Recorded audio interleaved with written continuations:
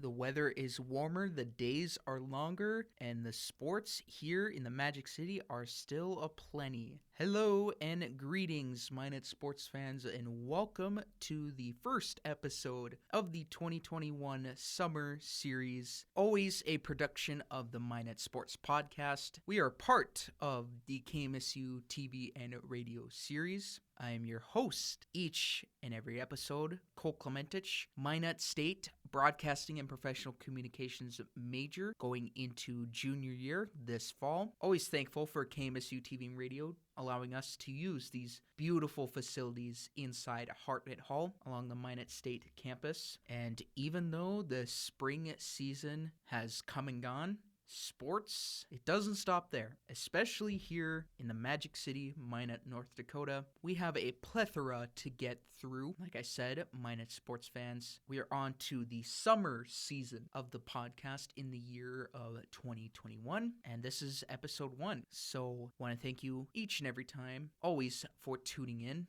Thank you also to our sponsors, Peyton, Bartsch, and Joshua Strong Photography. One snapshot can go on social media, and that's all the content they need. But they can always add more. They're so good with the camera, and their passion for sports, next to none. So we thank them. Be sure to check them out at _Joshua W. Strong on Twitter and Instagram, Peyton Bartsch at Bartsch Photos on Twitter, and at Peyton Bartsch Photography on Instagram. Follow KMSU on social media at KMSU TV on YouTube, at KMSU 19 on the Twitter and Facebook, and at KMSU TV Radio on Instagram. When you're looking for all the latest in Minot sports coverage, highlights, scores, news, and stats, check out the Minot Sports Podcast on social media at Minot Sports Podcast on Instagram, at Minot Podcast on Twitter, at the Minot Sports Podcast on Facebook and YouTube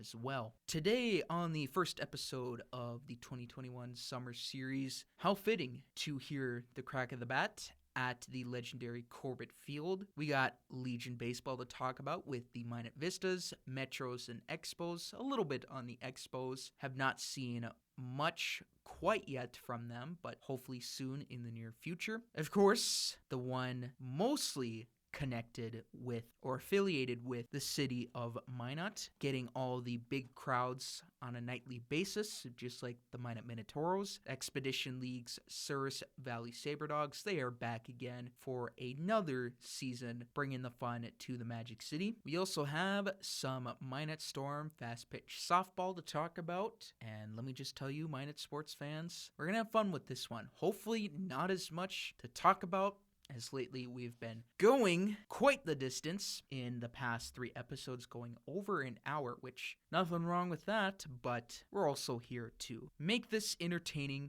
as much as possible for you guys, the fans, the listeners. We're always here to have a great time. Oh, and also, before I forget, there's also a brand new team on the horizon, although we are not aware of a schedule, or I should say a full schedule from them yet, but we'll also have some insight on a new Summer League soccer team coming to Minot, and we need to give it all the traction it can. So you want to stay tuned for this one, but without further ado, Minot sports fans, let's begin with some Minot Storm softball, because they don't play the same amount of home games as they do road games. More likely than not, they're always on the road, but they'll play some home games once in a while. Their setup every summer usually goes on the road, probably in Bismarck or Mandan. It's more likely Bismarck, but usually they'll start out on the road, and then they're all tournaments. And then, of course, the very last one is, go figure, the state tournament for the softball season during the summer. But usually they start out on the road. But more recently, they were just in Minot for the Minot Storm Invitational, Minot Storm Invite at the South Hill Softball Complex. And I'll just kind of quickly go through kind of what happened, games, scores, all that. What happened during the Minot Storm Invite. So overall, taking the whole tournament, the Northern Force, which they are always going to be a representative, I would assume, every year at the Minot Storm Invitational. I believe they were there last year, but they are the first place recipients, the winners of the Minot Storm invite. Taking second was Dickinson.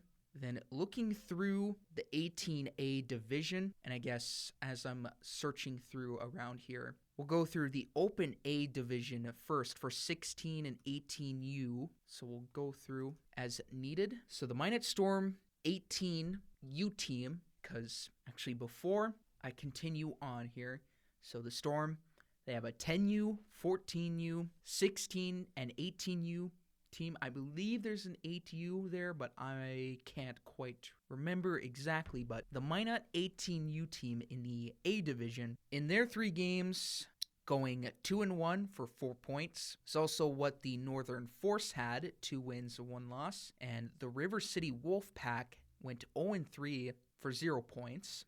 And on Saturday, this was back last week on the 19th.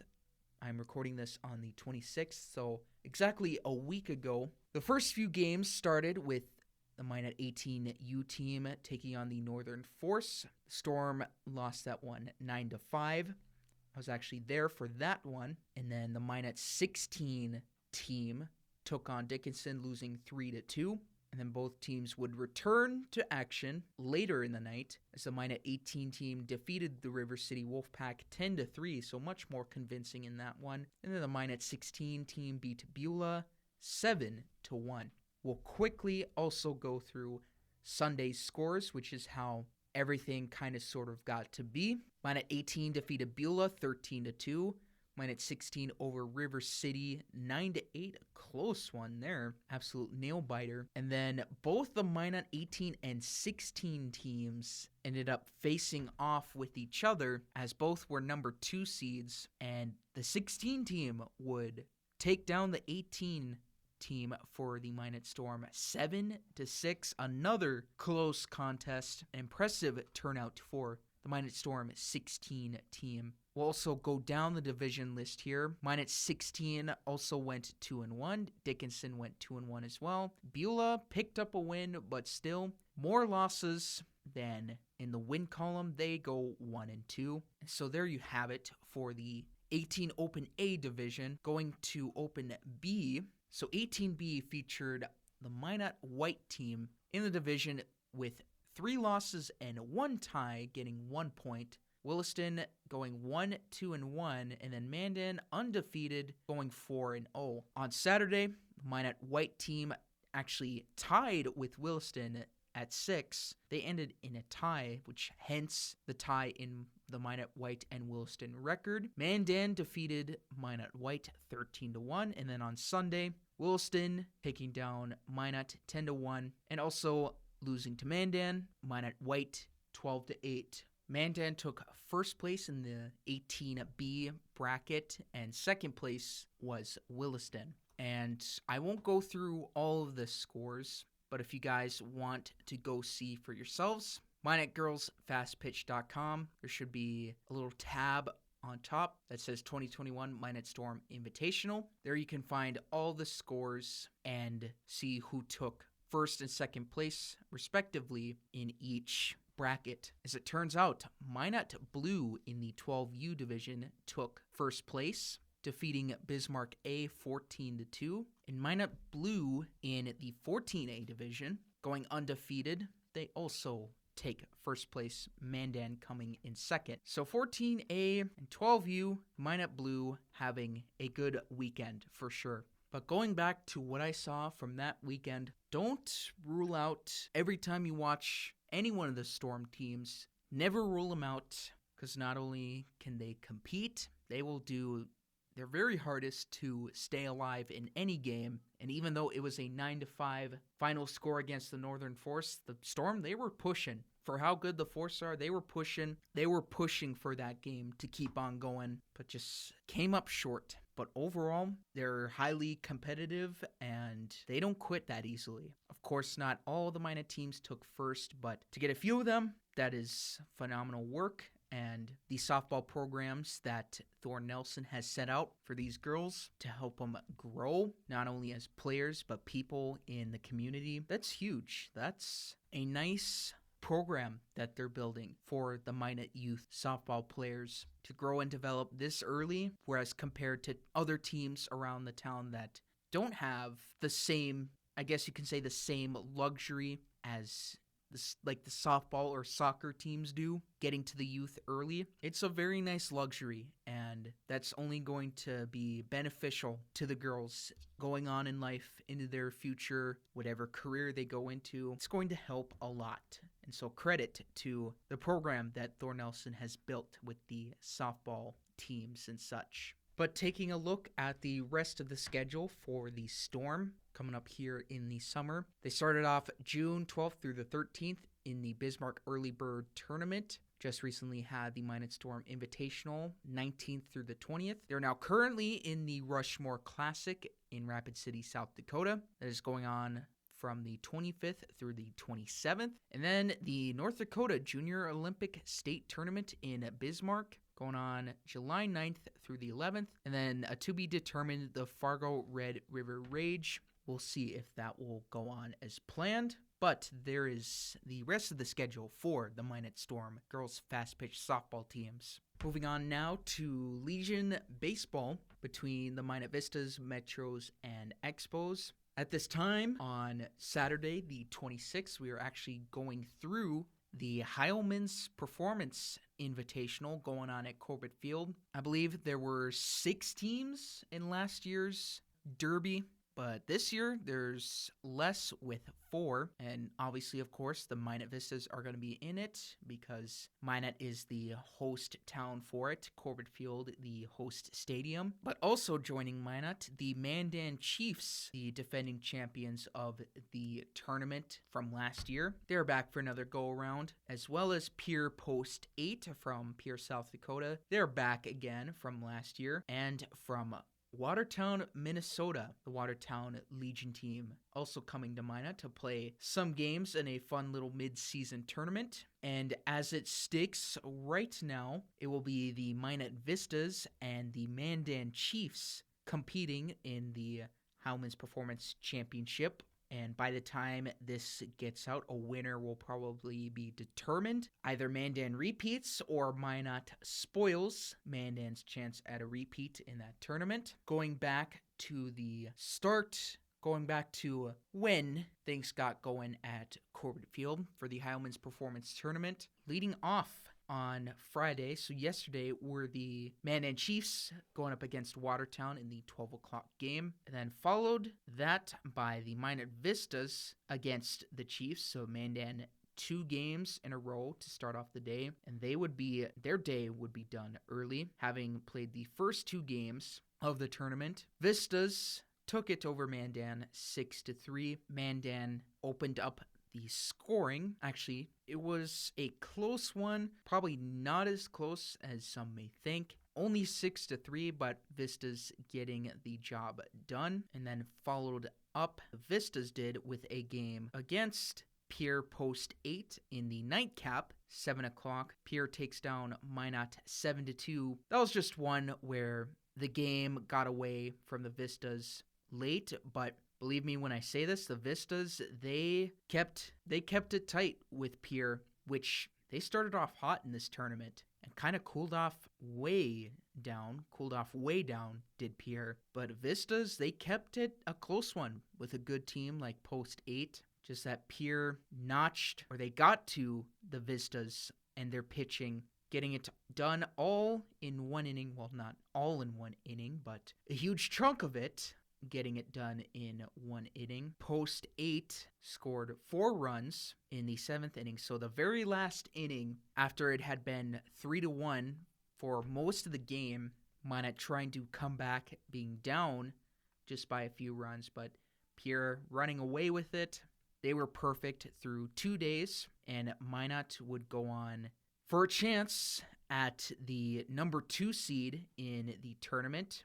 So even if Pierre picked up an extra loss in their 3rd game, which we'll actually get to the bracket here in a moment, but had they picked up a loss in their 3rd game, still would not have mattered because they had the 1st seed clinched for Game 7 of the tournament. They actually take these and number each game, so Game 1 through 8, and then the championship game. Game 7 would feature one of the few semifinal games, the first seed versus the 4th seed, and then Game 8 would be the 2nd seed versus the 3rd seed. So Pierre had already clinched the 1st seed, and Minot would have a chance at either the 2nd or 3rd seed, which they had played today.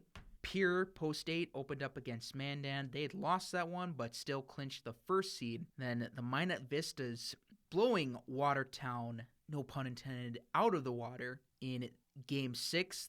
That was the 2 o'clock game, 18-2 against Watertown. And so Minot clinched the 2nd seed. Watertown would get the 3rd seed. With Mandan having the 0-2 start back on Friday, going up against Watertown and Minot, they automatically got the 4th seed, and so they would have to face off with Pierre post 8 in the first semifinal matchup. And all of a sudden, a flip of the switch, and the Mandan Chiefs, of course, having beaten Pierre in Game 5, they take it to them again, 12-8, however, getting 10 runs late in that one. It's a huge boost for them. And so Pierre, after having a hot start, going cold the rest of the tournament, so they're out, and Mandan moves on to the tournament championship game, and the Minot Vistas having the 2 seed at the upper edge, although not really a huge difference the seeds are for this being at a central location. Vistas, although, do have home field advantage. They defeat Watertown in the other semifinal matchup. 8-0 is actually in 6 innings, so 8 runs is the limit. 8 runs is the mercy rule limit for the tournament like this.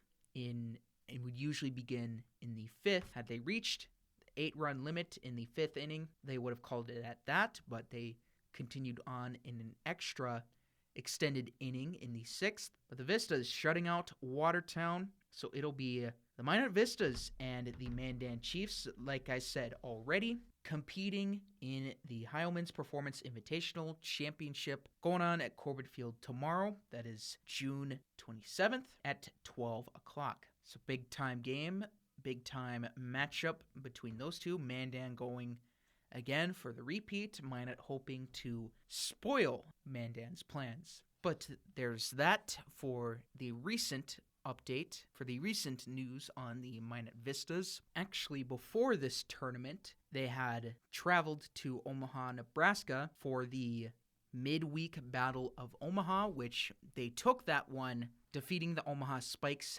10-2. There's that 8-run rule limit again. Vistas tweeting out they win the midweek Battle of Omaha. And so that, just like that, certainly helps, especially traveling a long distance.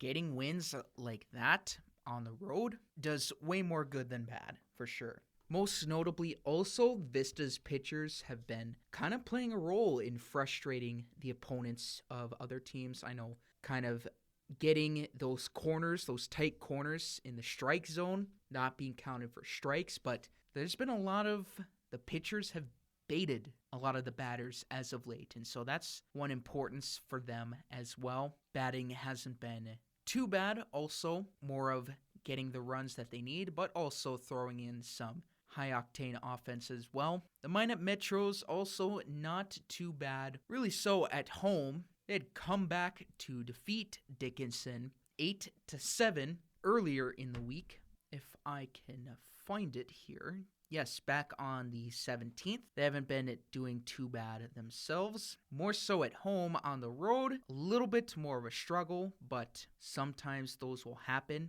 for all teams. Or, that didn't make sense. Sometimes it happens to some teams. Others may not have quite the success that they do on the road as compared to at home. Some teams may thrive more at or on the road as compared to at home. But the Metros struggling as of late, dropping both games to Garrison in Garrison, 3-1 and 8-6 last night. And then the Expos actually having some games canceled or postponed. Haven't heard much on that front. Supposedly in the Bismarck Capital tournament this weekend, but I've not heard anything from there. So if I do, I'll make sure to update you guys on that. But Legion Baseball off and running, and those are kind of some of the latest updates on the Expos, Metros, and Vistas. Of course, players are competing to make the jump up to the higher levels. Of course, Metros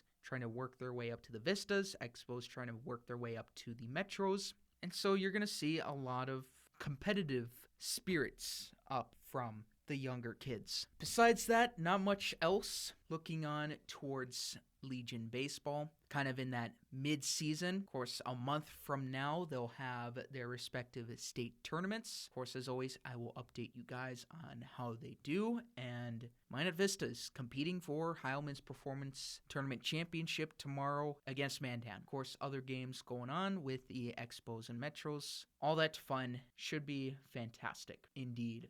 And now, moving on, we have some Expedition League baseball also to talk about. The Souris Valley Sabre Dogs back again for another season, this being their 4th season of existence and a much different setup in the league this time around as compared to last year. So if you guys can recall, with COVID running rampant everywhere at this time last year, that didn't scare off the Expedition League, but enough for them to suspend the season until late June.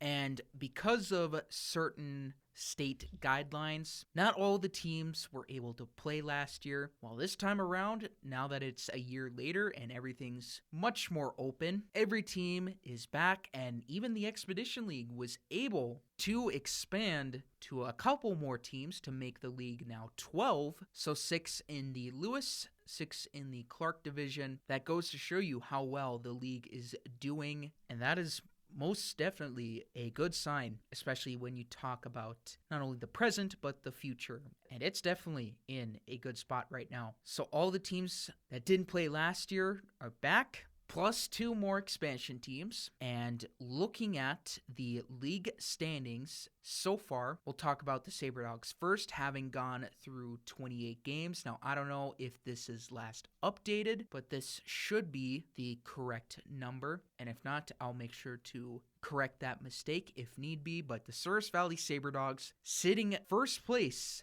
nicely, in fact, in the Lewis division. 19 wins and 9 losses, .679 win percentage. Here's a big one, 8-2 in their last 10. And when you're playing good baseball like that, especially in your last 10 games, streaking, that's going to be a huge boost. Now, the one difference about this season is that, at least according to the Sabre Dogs interns, at least from one of them that I heard of, which we're actually going to bring him in pretty soon on the podcast, he said that there is supposed to be a winner of the first half, and so winner of the first half of the season and a winner of the second half of the season.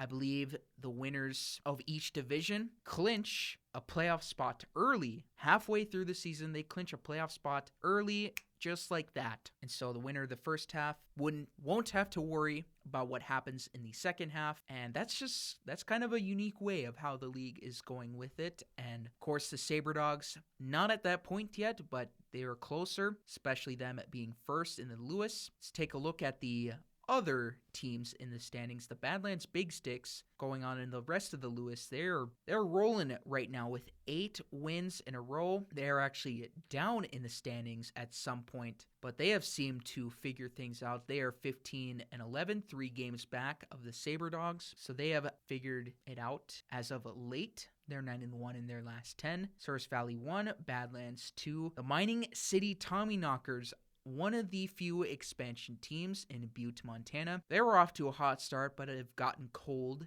as of late. 6-game losing streak. They are 14-14, so just sitting at 500. Fourth are the Wheat City Whiskey Jacks at 12-14. Because their residence is in Canada, and with the current state of COVID across the border, the Wheat City Whiskey Jacks were forced to play here in the States, and they actually found a home in Grand Forks, which, speaking of, the Expedition League also announced an expansion team for Grand Forks next year, but kind of a nice luxury to have a team in place that isn't usually playing there, but have to because of the unfortunate circumstances they had to go through. But they're kind of sitting around middle of the pack of the division. The Canyon County Spuds, also an expansion team. They are 10-17. And in last place, the team that is going to host the Expedition League All-Star Game this year, the Casper Horseheads, 6-21. They're actually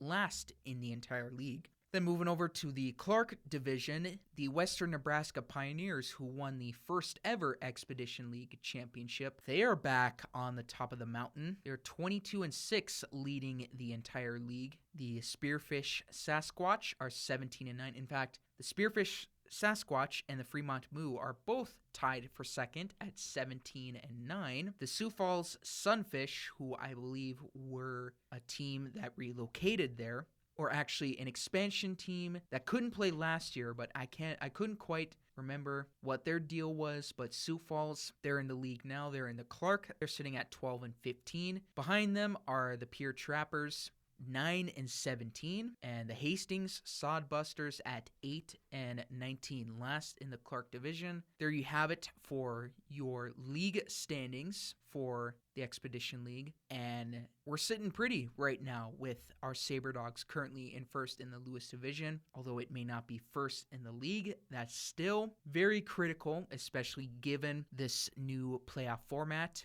where the winners of the first half of the season, whoever's in first place in each division, I believe that's how it works, but they clinch playoffs early, and the winners of the second half will also clinch playoffs. With the Sabre Dogs sitting at where they're at right now, obviously got to keep a good eye on the teams behind you. Badlands on 8-game winning streak, 3 games back. Things could flip in a hurry, so you want to be careful of that. But the Sabre Dogs currently right now, hopefully we can see them keep that up and reach that magic number for the first half winner. The Sabre Dogs have 2 players that are leading in batting average, lead the entire league in batting average. Bo Brewer with a .508 and Caden Schwabe with a .455. That's very good start for those Sabre Dog sluggers, especially a significant portion into the season like this. If those guys can stay hot, man, they're really going to be a driving force for this Sabre Dogs team. Also in the driver's seat for RBIs, once again, another situation where the Sabre Dogs have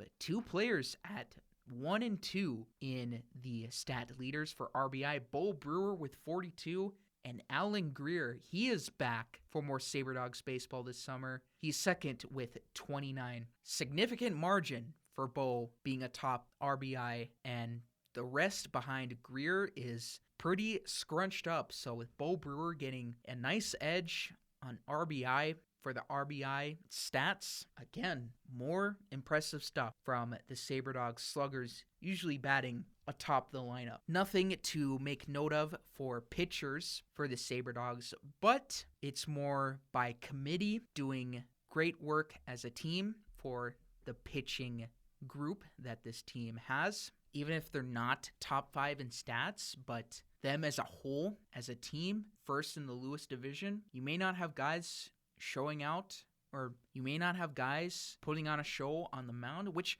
they're still doing so. I mean, there's still great performances from some of the Sabre Dogs pitchers, but some pitchers from the other teams have taken up some of the top spots as of late. But for the Sabre Dogs, as long as they're in first in the division, that's something you got to be happy with, for sure. So the batters have been making their presence felt. Pitchers not so much, but the team still first in the division is something you can definitely be fine with. Currently, the Sabre Dogs are in Fremont, Nebraska, taking on the defending Expedition League champions, the Fremont Moo. The 2 teams split today. Actually, the game on Friday, which was supposed to be the start of the series between the 2, had gotten delayed due to weather, but both teams finished it up today, going doubleheader style. Sabre Dogs win the first game of the series 13-6. Fremont rebounds, taking the second game 11-6, and then the final game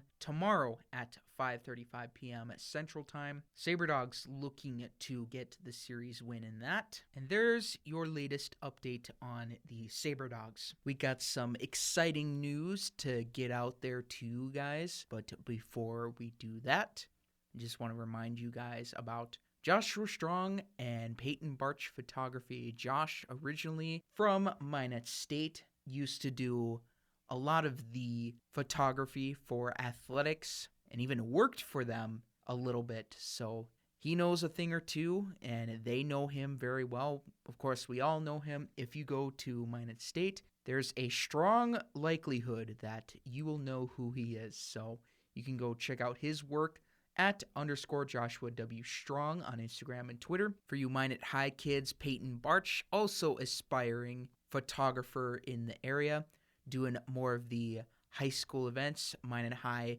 he'll also do some RE Deemers, some Bishop Ryan in there maybe.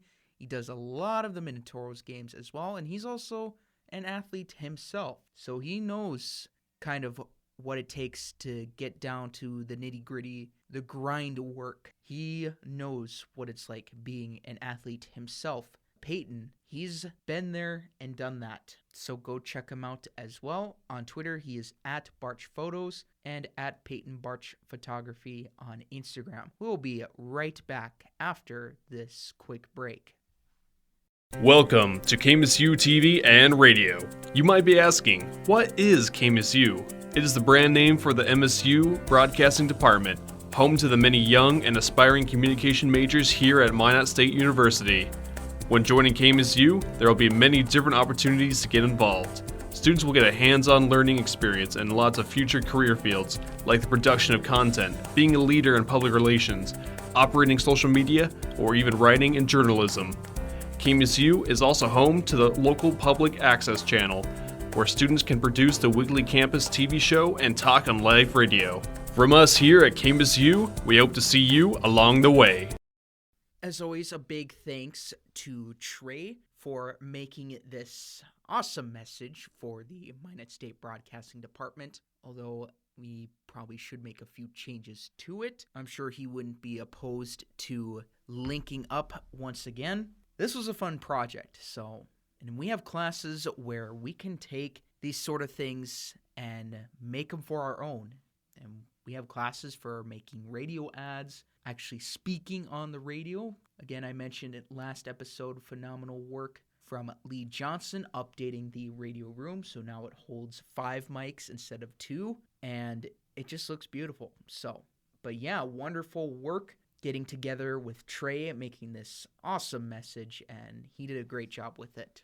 And so as I was saying before the break, some exciting news to mention, and supposedly there is going to be a brand new Summer League soccer team coming to the Magic City of Minot, North Dakota. In fact, Magic City is in the team name, and so I'm sure all of you soccer buffs know exactly what I'm talking about, the soccer community here in town. But for those who don't know, the Magic City Legends U23 team, part of a newly established league, the Frontier Premier League. So a little bit about them. It's a new soccer league, obviously, and their goal is to bring upon competitive soccer around the area in states like Minnesota, South Dakota, Wyoming, and of course, right here in the very state of North Dakota. And so just like the Expedition League in baseball, this is another one of those deals where it is a summer season, or playing a sport in the summer season. And again, Minot was another lucky recipient to get a soccer team. In fact, this team probably was already in place. I don't know if they had a roster sorted out. I don't know if U23 was in the plans of the Minot Soccer Association. They may have had this down already. They may have not. But the league is new, and the Minot Soccer Association has a lot of teams in place, a lot of youth games, a lot of the getting involved with the high schools, and some adult stuff, usually some adult games, but nothing like this, being a part of a league like the Frontier Premier. And get ready, Minot sports fans, although we don't have a schedule out yet. Just like summer baseball, we have summer soccer coming to the community, and that's going to be a lot of fun. In fact, the Magic City Legends just announced that their first game will be played in Bismarck against the Bismarck team known as Magic Soccer FC. So we don't have a full schedule yet. Well, at least I haven't seen one yet. I will try to get in contact with the coaches. They probably do maybe have a full schedule, but we have not seen anything yet. But their first game, new league, new team, sort of new team. I guess the Legends were kind of around for a bit, but a new league, first game this Sunday, right around the corner against the Bismarck team. To have the first game even here in the state with teams out in Minnesota, South Dakota, and Wyoming. Hey, I mean, it's less travel, and what better way to get a season started than against an in-state team like Bismarck, where we've seen those rivalries form. You've seen the Toros and Bobcats, so what better than to get started against the Bismarck team, or also known as Magic Soccer FC, like I said earlier. And so that, Minot sports fans, that is another team for us to cover, and let me tell you, I'm excited for it, and we're going to have a lot of fun with it. Even if they have a little amount of home games, still make the best of it as much as we can. And, well, Minot sports fans, nothing better than being off from school, getting the break in summer. Nothing better than getting a break, using some quality time off during the summer from school, and nothing better than to start off by talking summer sports in Minot than having it done on the first episode of the 2021 summer series. Again, always appreciated I am for you guys tuning in, listening every time I get the chance to upload. We're definitely now getting into the regular recording and uploading schedule, and we're just getting started with this summer. So again, thank you guys for tuning in to listen. A big thank you to our sponsors, Joshua Strong and Peyton Bartsch Photography. Go check those talented fellas out at _Joshua W. Strong on Twitter and Instagram. Peyton is at Peyton Bartsch Photography on Instagram and at Bartsch Photos on Twitter. Thank you, as always. Thank you to KMSU for allowing us to use the studios to get behind the mic and record all kinds of Minot sports chatter. Check them out on social media at KMSU TV on YouTube, at KMSU 19 on Facebook and Twitter, and at KMSU TV Radio on Instagram. Check out the podcast also on Instagram at Minot Sports Podcast, at Minot Podcast on Twitter, and at the Minot Sports Podcast on Facebook and YouTube. That'll do it for this episode of the Minot Sports Podcast in the summer series, the first installment in the 2021 year. Once again, I am your host, Cole Clementich. I'll talk to you guys in the next one. Have a great day. Stay safe and healthy out there, and take care.